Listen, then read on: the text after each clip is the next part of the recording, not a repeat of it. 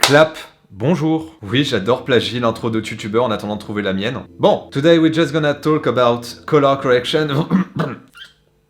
Désolé, j'avais un bout de roast beef coincé dans la gorge. Donc oui, aujourd'hui on va parler de colorimétrie. Alors tout d'abord, qu'est-ce que la colorimétrie? La colorimétrie, c'est tout simplement un procédé qui va viser à modifier les propriétés de votre image, que ce soit la température de la couleur, la saturation, les contrastes, le but étant simplement de donner à votre image le look souhaité. La plupart des caméras grand public comme les DCR de chez Canon enregistrent l'image avec des réglages prédéfinis. Vous pouvez directement monter votre vidéo à partir de ces rushs dans votre logiciel de montage sans faire de colorimétrie si vous avez bien réglé votre appareil auparavant.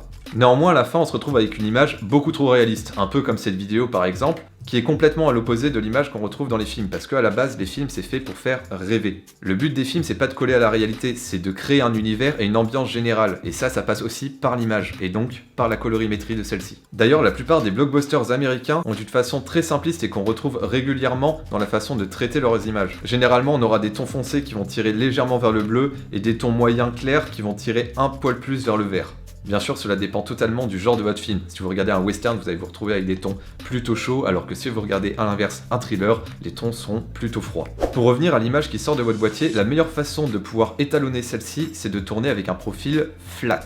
Un profil flat, ça va tout simplement donner à votre image un aspect très peu contrasté, avec très peu de saturation, et qui généralement est assez grisonnant. D'où le mot flat, parce que votre image est plate, sans relief. Ce profil va tout simplement permettre à vos rushs de contenir beaucoup plus d'informations, ce qui va vous permettre au montage de réajuster beaucoup plus facilement votre image. On appelle ce procédé la colorimétrie. L'étalonnage! On appelle ce procédé l'étalonnage. Certaines caméras ne possèdent aucun profil flat, d'autres n'en ont pas non plus, mais peuvent s'en voir rajouter, comme Canon avec CineStyle. Mais d'autres caméras peuvent tourner avec des profils flats de base, comme le GH4, le GH5, le Sony A7S II, la FS700, la FS7, et j'en passe. Il existe aussi un autre type de fichier qu'on appelle RAW. Ces fichiers ont la particularité de contenir absolument toutes les données enregistrées par le capteur de la caméra. Ce qui fait que pour le coup, on a une amplitude de travail en colorimétrie qui est juste dingue. On peut modifier en post-production la balance des blancs, la sensibilité ISO. Si votre image est surexposée ou sous-exposée, vous pouvez réajuster les hautes lumières, les basses lumières, tout ça de façon indépendante. C'est juste dingue. En soi, travailler avec du RAW, c'est juste magique. Le seul inconvénient, c'est qu'il y a peu de caméras qui le proposent et qu'elles sont souvent hors de prix. Salut les Red, salut les C300. Donc pour des questions de simplicité évidente, on va se concentrer dans cette vidéo sur les profils flat et on va laisser les profils RAW pour une autre vidéo ou pour jamais, on sait pas, on s'en fout. On les met, on n'en parle pas. Pour l'instant, c'est... Voilà. Maintenant que vous avez récupéré tous vos rushs tournés en flat, vous allez tout simplement les balancer dans votre logiciel de montage et vous allez commencer par les monter. Vous allez faire votre montage vidéo. Une fois fait, vous allez pouvoir passer à la colorimétrie. Donc pour ce qui est de l'étalonnage, il existe différents logiciels ou plugins qui vont vous permettre de le faire. Le plus connu et le meilleur pour ma part, c'est DaVinci Resolve. Je crois que c'est les mecs qui font Blackmagic qui le produisent aussi. Ce logiciel existe dans sa version payante et gratuite.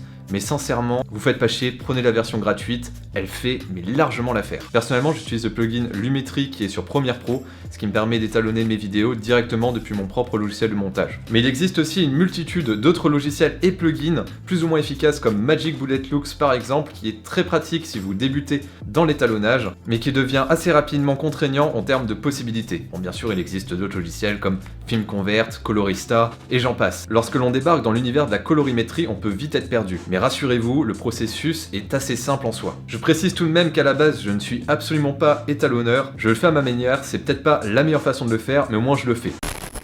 Donc là, on est du coup sur Premiere Pro. Alors, tout d'abord, je vais commencer par retirer le son. Donc là, je viens de prendre un rush d'un clip que j'ai tourné il y a quelques temps de ça. Donc là, on a le rush qui est du coup tourné en format flat, donc c'est du S-Log2 parce que ça a été tourné avec un Sony A7S II. Donc pour commencer, je vais commencer du coup pour étalonner, on va créer un calque d'effet. Hop, à la même dimension que le clip, et que je vais poser sur le dessus. Voilà. Donc là j'ai mon calque d'effet. Tac. Maintenant on va aller dans Effet, Effet vidéo, non. Effet vidéo et correction colorimétrique, voilà. Et là, normalement, vous allez trouver couleur lumétrie. Je viens appliquer un effet lumétrie sur le calque d'effet. Donc là, je le sélectionne, je vais dans option d'effet. On descend un peu et voilà, couleur lumétrie. Donc là, ce qu'on va faire, c'est que déjà, on va appliquer une correction de base, un lutte d'entrée. Donc là, il y en a pour différentes caméras. Donc on a pour les Panasonic, ça c'est pour les GH4, on a des GoPro pour Proton, on a de la Harry, de la Alexa, et du Sony S-Log 2. Donc là on est sur du S-Log 2, alors je vais choisir celui qu'il me faut, alors c'est pas celui-là. Donc là on va dire que c'est à peu près bon. Maintenant comme vous le voyez on peut modifier à peu près tout ce qu'on veut, on peut modifier la température, donc là on aura une température un peu plus chaude. Là ça sera au contraire un peu plus froid. Nous on va vraiment essayer d'avoir quelque chose d'assez froid, hein. Donc je fais ça assez rapidement, on va mettre par exemple... Donc là vous pouvez régler l'exposition, les contrastes, les tons clairs, les tons foncés, les blancs, les noirs, voilà. Maintenant je vais appliquer un LUT créatif.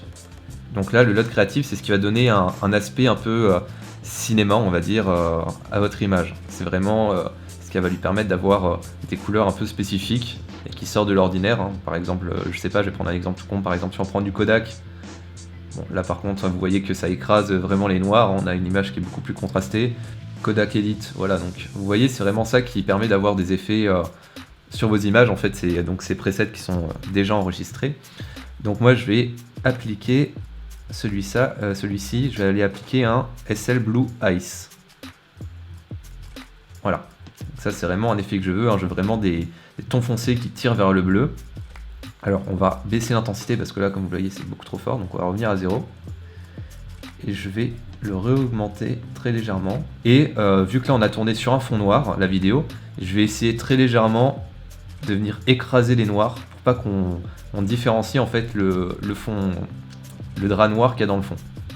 Le but du jeu c'est qu'on a vraiment l'impression qu'il soit sur du noir et pas derrière devant un drap. Et là par exemple je peux venir vous montrer, hein, hop, si je remonte un peu, avant et après. Et voilà le résultat.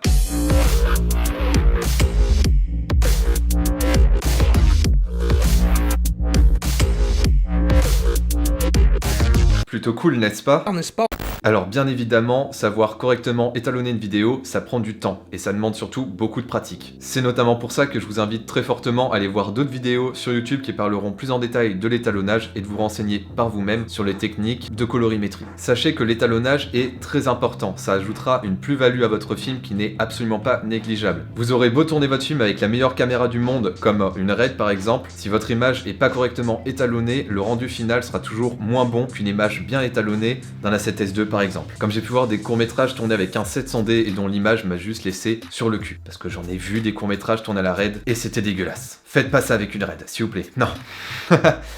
Non, mais bien évidemment, il ne faut pas oublier que pour correctement faire votre étalonnage, il faut tourner dans de bonnes conditions, avec de bonnes lumières, etc. Parce que si vos rushs de base sont dégueux, vous aurez beau faire tout ce que vous voulez en post-production, ça sera toujours médiocre. Donc soignez vos conditions de tournage dès le début et réglez correctement votre appareil. Ça, c'est important. Sur ce, c'était Louis. Merci à vous, Internet, d'avoir regardé cette vidéo. Je vous dis à très bientôt, que la création soit avec vous. Ciao! Et surtout, n'oubliez pas de laisser des pouces bleus et des commentaires. Ça aussi, c'est très important. Même plus important que la colorimétrie. Ah si, je vous jure.